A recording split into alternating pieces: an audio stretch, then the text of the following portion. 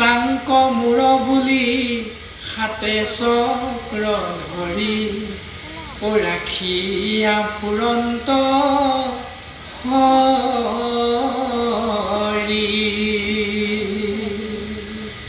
কৃষ্ণ নাম আশ্ৰয় কৰা ব্যক্তিজনে কৃষ্ণ নাম আশ্ৰয় কৰিলে কি লাভ হ'ব বুলি কোনোবা এজনে সুধিলে উত্তৰ দিব নোৱাৰিবও পাৰে।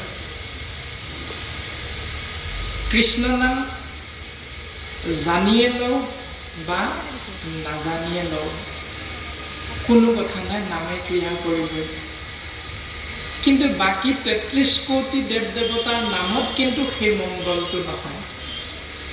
সেইকাৰণে গুৰুজন বস্তুৱে আমাক তিনিটা উত্তম বস্তু দিলে। সেই তিনিটা উত্তম বস্তু হ'ল শাস্ত্ৰৰ উত্তম গীতা ভাগৱত, ধৰ্মৰ উত্তম নাম, দেৱৰ উত্তম দয়কী নন্দন, চৰণে কৰো প্ৰণাম,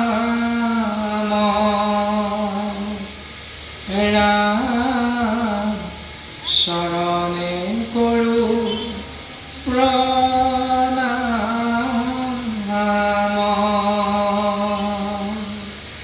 ৪ বেদ ১৪ শাস্ত্ৰ ১৮ পুৰাণ, এই সমস্তৰ ভিতৰত উত্তম হ'ল গীতা ভাগৱত।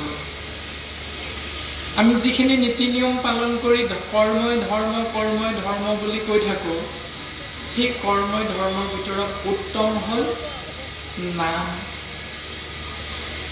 ৩৩ কোটি দেৱ দেৱতা আছে, কাৰ ওচৰলৈ গ'লে মংগল হ'ব?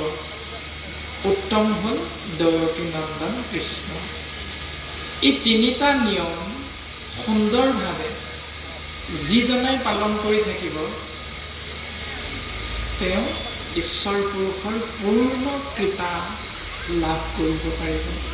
আৰু ভাগৱত শাস্ত্ৰই এনেধৰণে আমাক জ্ঞান প্ৰদান কৰিছে। ভাগৱতৰ মূল বিষয়বস্তু কেৱল ৫ ভাগী প্ৰশ্ন।